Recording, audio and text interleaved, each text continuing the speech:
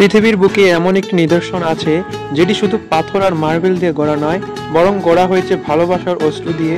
হ্যাঁ, আমি বলছি চিরন্তন ভালোবাসার প্রতীক তাজমহল সম্পর্কে, যে গল্পে আছে প্রেম, বেদনা আর সম্রাটের অমর কীর্তি।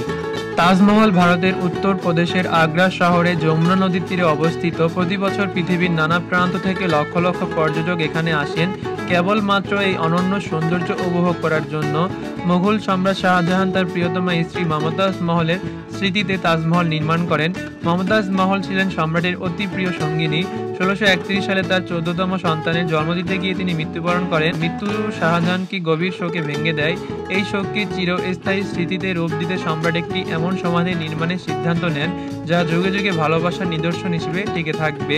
তাজমহলের নির্মাণ শুরু হয় 1632 সালে এবং প্রায় 22 বছর ধরে চলে।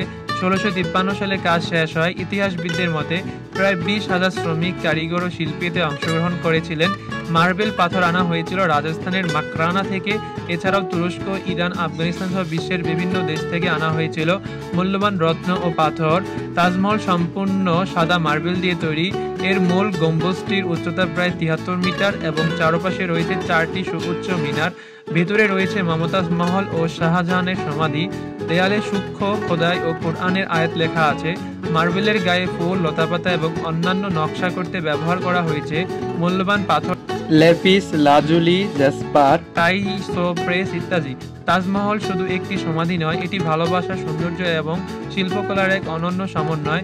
এর নির্মাণী শৈলীতে মুঘল, পারস্য, ভারতীয় শিল্পকলার অসাধারণ মিশ্রণ দেখা যায়, তাই এটি স্থাপত্যকলার এক অপূর্ব নিদর্শন। 1983 সালে ইউনেস্কো তাজমহলকে বিশ্ব ঐতিহ্যের অংশ হিসেবে ঘোষণা করে। আজ এটি শুধু ভারতের নয়, পুরো বিশ্বের গর্ব। এটি বিশ্বের 7ম আশ্চর্য হিসেবেও স্বীকৃত।